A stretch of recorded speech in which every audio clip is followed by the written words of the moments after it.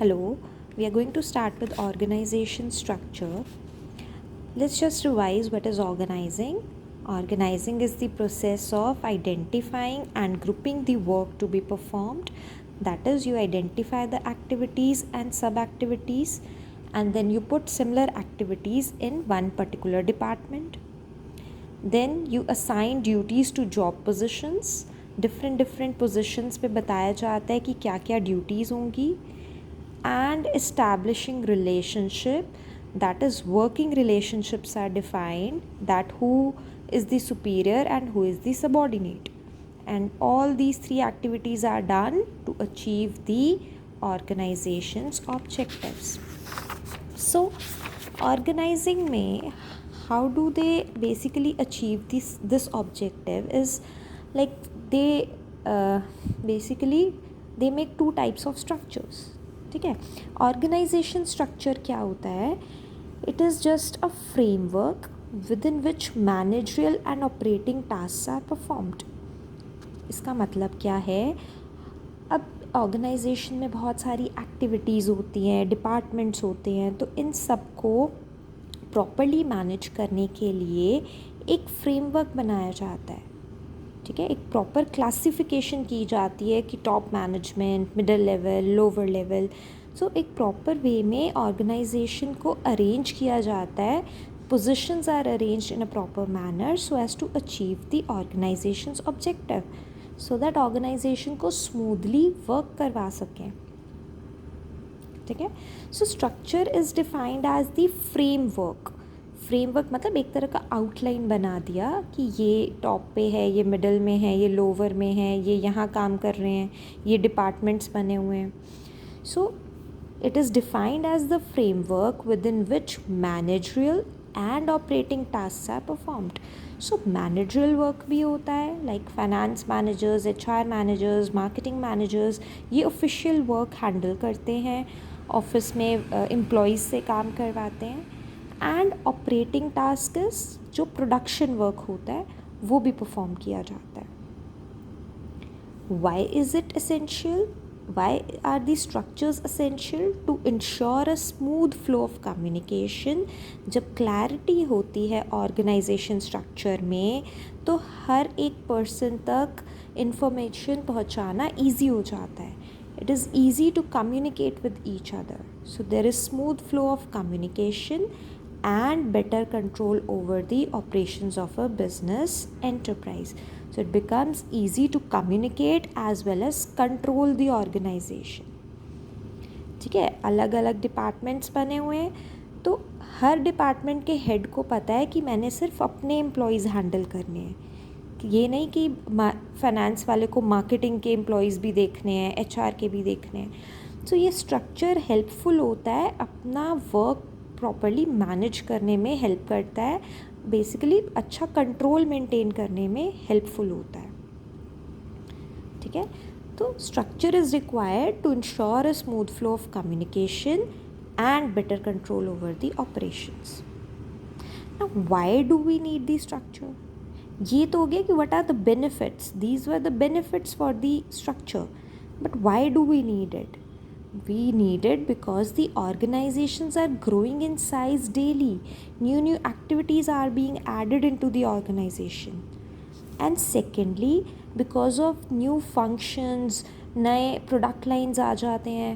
जैसे गॉडरेज अलग अलग बिजनेस स्टार्ट करता रहता है, उसे हम प्रोडक्ट लाइन कहते हैं. या नए नए फंक्शंस आ जाते हैं, पब्लिक रिलेशन डिपार्टमेंट आ गया, नया नया डिपार्टमेंट्स आ गए. तो इतने सारे डिपार्टमेंट्स एंड प्रोडक्ट लाइंस की वजह से कोऑर्डिनेशन जो है डिफ़िकल्ट हो जाती है. तो ऑर्गेनाइजेशन में प्रॉपर कोऑर्डिनेशन के लिए एंड उसको प्रॉपरली मैनेज करने के लिए स्ट्रक्चर की रिक्वायरमेंट है. Now there is a term span of management. ये 1 मार्कर्स के लिए आ जाता है. span of management इसका मतलब क्या है कि एक टाइम पे एक सुपीरियर कितने सबऑर्डिनेट्स को मैनेज कर सकता है. Right. At one certain time एक मैनेजर अपने नीचे कितने सबऑर्डिनेट्स मैनेज कर सकता है. So it refers to the number of subordinates that can be effectively managed by a superior. ठीक है. Now we'll be doing two types of organization structure. One is functional and other is divisional. Functional structure क्या है? Functional structure में organisation एक ही type का product produce करती है. Like they are into electronics, तो हर तरह का इलेक्ट्रॉनिक बनाएंगे, ठीक है. या दे आर इनटू फुटवेयर, तो फुटवेयर का बिजनेस होगा. एंड बिजनेस में जो एक्टिविटीज़ हैं they are divided into departments.